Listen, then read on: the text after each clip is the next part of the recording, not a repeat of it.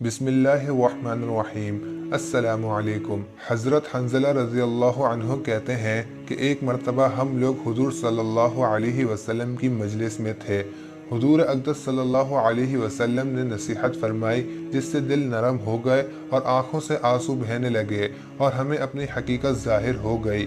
حضور صلی اللہ علیہ وسلم کی مجلس سے اٹھ کر میں گھر آیا، بیوی بچے پاس آ گئے اور کچھ دنیا کا تذکرہ شروع ہو گیا اور بیوی بچوں کے ساتھ ہنسی مذاق شروع ہو گیا اور وہ حالت جاتی رہی جو حضور صلی اللہ علیہ وسلم کی مجلس میں تھی۔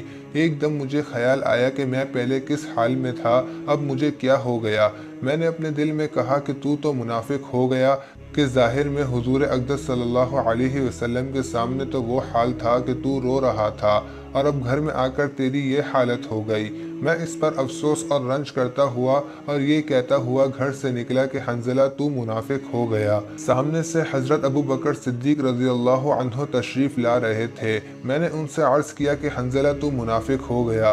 وہ یہ سن کر فرمانے لگے کہ سبحان اللہ، کیا کہہ رہے ہو؟ ہرگز نہیں۔ میں نے صورت بیان کی کہ ہم لوگ جب حضور صلی اللہ علیہ وسلم کی خدمت میں ہوتے ہیں اور حضور صلی اللہ علیہ وسلم دوزخ اور جنت کا ذکر فرماتے ہیں تو ہم لوگ ایسے ہو جاتے ہیں کہ گویا کہ وہ دونوں ہمارے سامنے ہیں، اور جب حضور صلی اللہ علیہ وسلم کے پاس سے آ جاتے ہیں تو بیوی بچوں اور جائیداد وغیرہ کے دھندوں میں پھنس کر اس کو بھول جاتے ہیں۔ حضرت ابو بکر صدیق رضی اللہ عنہ نے فرمایا کہ یہ بات تو ہم کو بھی پیش آتی ہے، اس لیے دونوں حضور صلی اللہ علیہ وسلم کی خدمت میں حاضر ہوئے اور جا کر حضرت حنظلہ رضی اللہ عنہ نے عرض کیا کہ یا رسول اللہ، میں تو منافق ہو گیا۔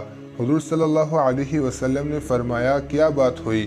حنظلہ رضی اللہ عنہ نے عرض کیا کہ جب ہم لوگ آپ کی خدمت میں حاضر ہوتے ہیں اور آپ جنت اور دوزخ کا ذکر فرماتے ہیں تب تو ہم ایسے ہو جاتے ہیں کہ گویا کہ وہ ہمارے سامنے ہیں، لیکن جب خدمت اقدس سے چلے جاتے ہیں تو جا کر بیوی بچوں اور گھر کے دھندوں میں لگ کر اس کو بھول جاتے ہیں۔ حضور صلی اللہ علیہ وسلم نے ارشاد فرمایا کہ اس ذات کی قسم جس کے قبضے میں میری جان ہے، اگر تمہارا ہر وقت وہی حال رہے جیسا میرے سامنے ہوتا ہے تو فرشتے تم سے بستروں پر اور راستوں میں مصافحہ کرنے لگے۔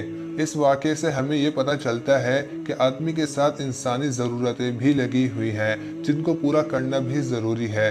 کھانا پینا، بیوی بچے اور ان کی خیر خبر لینا یہ بھی ضروری چیزیں ہیں، اس لیے اس قسم کے حالات کبھی کبھی حاصل ہوتے ہیں، نہ ہر وقت یہ حاصل ہوتے ہیں اور نہ اس کی امید رکھنی چاہیے۔ یہ فرشتوں کی شان ہے کہ ان کو کوئی دوسرا دھندا نہیں ہے، نہ بیوی بچے، نہ فکر معاش، نہ دنیاوی قصے، اور انسان کے ساتھ چونکہ بشری ضروریات لگی ہوئی ہے اس لیے وہ ہر وقت ایک سی حالت پر نہیں رہ سکتا۔ لیکن غور کی بات یہ ہے کہ صحابہ کرام رضی اللہ عنہم کو اپنے دین کی کتنی فکر تھی کہ ذرا سی بات سے کہ حضور صلی اللہ علیہ وسلم کے سامنے جو حالت ہماری ہوتی ہے وہ دور ہونے کے بعد نہیں رہتی، اس سے ان کو اپنے منافق ہونے کی فکر ہو گئی۔ غرض اللہ تعالی ہمیں بھی اپنے ایمان کی اور آخرت کی فکر اور اس کی تیاری کرنے کی توفیق عطا فرمائے۔